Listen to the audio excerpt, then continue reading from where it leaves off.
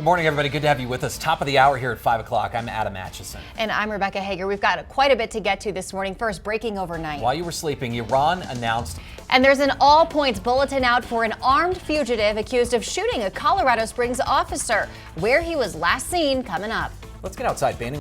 We do want to start with some breaking overnight news. Iran says arrests have been made for shooting down a civilian plane with 176 people on board. Everyone, as you know, died in that crash. We've been telling you about this since it first happened. Iranian officials admitted to shooting that plane down. Prime Minister Trudeau is asking President Trump to de-escalate tensions with Iran. He said he would have liked a heads up before that strike on Soleimani.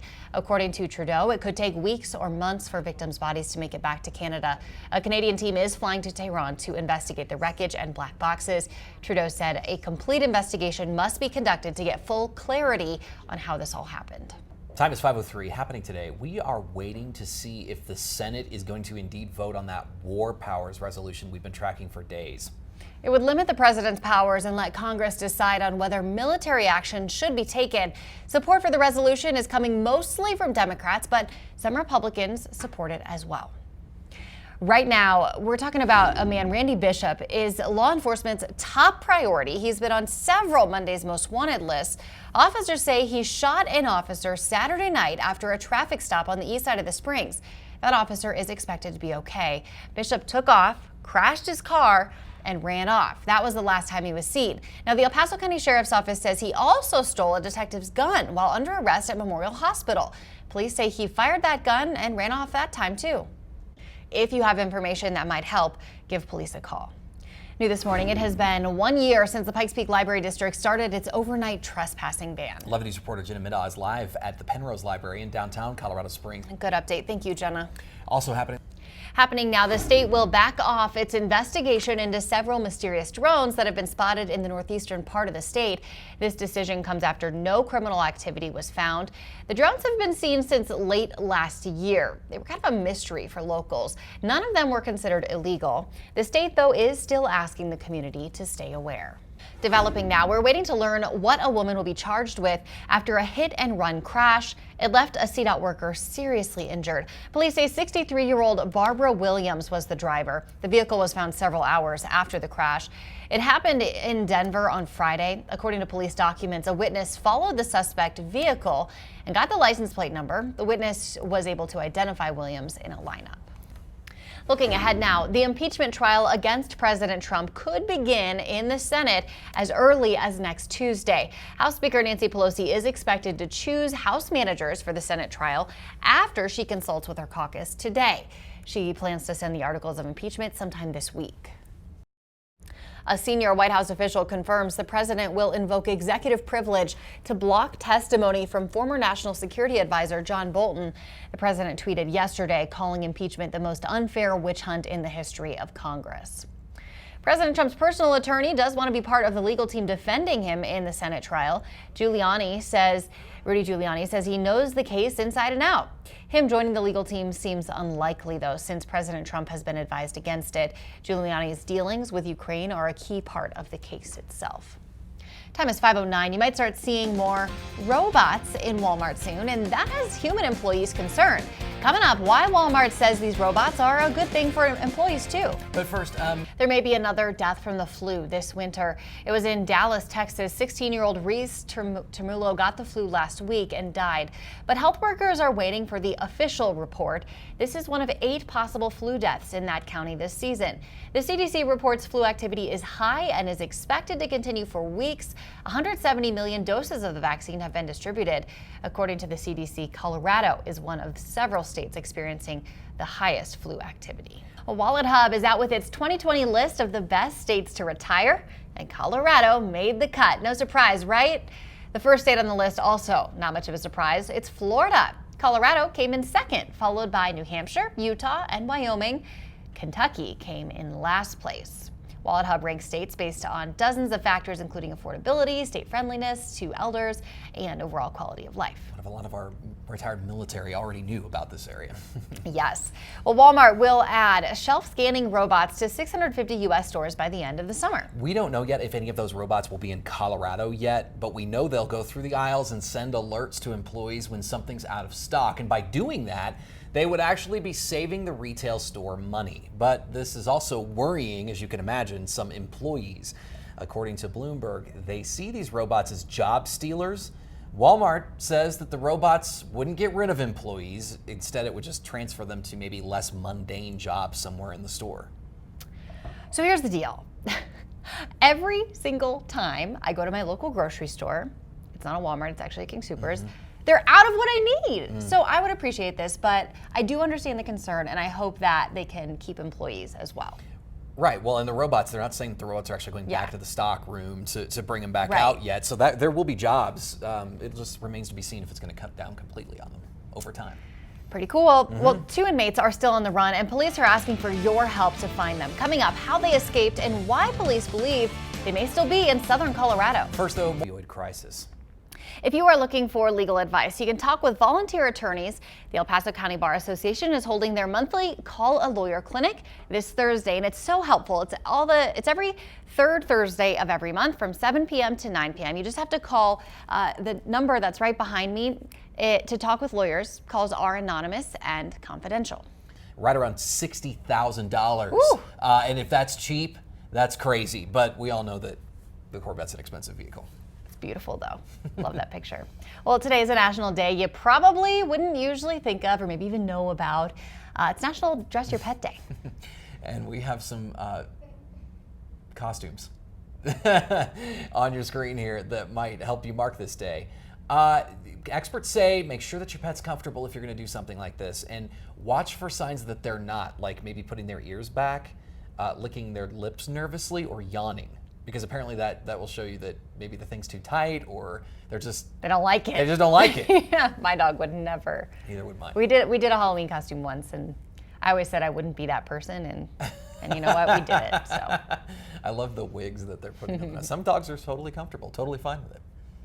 All right, let's check in with Sydney. A good day to take the dog for a walk, maybe? Yeah. You know, believe it or not, it's been a full year since local libraries took a big step to stop people from camping outside. Coming up, how the ban impacted both the library and homeless shelters in the area. This is new this morning. Police say 4 people are in custody for multiple robberies. We told you about some of them, including one on Barnes Road. Then yesterday morning, officers responded to a report of shots fired near Astrazon Boulevard. While officers were there, they saw a vehicle with at least 2 people in it who matched the descriptions from those robberies. Officers chased them and arrested them. Happening tonight, 6 of the 12 Democratic candidates will face off in the 7th presidential debate. It'll be at Drake University in Des Moines, Iowa. And this is the last opportunity for Iowa voters to compare candidates side by side before caucuses on February 3rd. Iowa caucuses are a big deal because they vote first, and these are seen as predictions for how nominations will go. The 4 Democratic senators running for president will soon be off the campaign trail to serve as jurors in President Trump's impeachment trial. This is new this morning at 5:33. The Pikes Peak Library District says more people have been using Penrose Library in downtown Colorado Springs, which is good news. But this is all since a trespassing ban went into effect 1 year ago. 11 News reporter Jenna Middaugh is live at Penrose Library. This morning, a man accused of touching women sexually while giving them massages at a local gym could enter a plea. This is Gabriel Rainey. We've told you about this guy before. He's a former employee of Lifetime Fitness in Colorado Springs. Arrest papers describe incidents of alleged sexual misconduct while he was giving massages in a private spa area. We spoke with one of his former clients who did not want to show her face. Lifetime says he was hired as a personal trainer and was not authorized to give massages. Rainey was arrested in April. The gym tells us they fired him the month before. Right now, a former Fort Carson soldier knows his sentence for his role in a deadly shooting. This is Tyler Wheeler. He will spend the rest of his life in prison. He killed Kenyatta Horn in October of 2018 in the Security Widefield area. Other men were arrested in the case as well. Police say one of them was the getaway driver and the other arranged a phony drug deal to set him up. Wayne Sellers was also found guilty of murder. He will spend the rest of his life in prison too. This morning, the El Paso County Sheriff is reiterating his position on the red flag law. As we've told you, it allows law enforcement to temporarily remove guns from someone who's deemed to be a threat to themselves or to others. When this law was first introduced, he told us he planned to fight and petition the law. Now he says that even though he doesn't support it, he will enforce it, but only when search warrants are issued. Since the law took effect, at least 4 requests have been filed in the court system. A judge denied one of those cases, but has not given a reason. We all know driving can be stressful, especially when you're trying to get to work or dealing with rush hour. Coming up, what one senator wants Google Maps and other navigation apps to change to keep traffic moving. At 5:39, we're getting a live look outside from our Phil Long Audi cam. We'll have weather and traffic up next. Thank you. Suspected thieves caught on camera were found thanks to a group of neighbors who actually worked together to solve the mystery. Now take a look. Homeowners spotted these people in this video allegedly taking packages in their Fountain neighborhood. This is Calista Way off of Old Pueblo Road. They pieced together home surveillance video, spread the word online, and called police.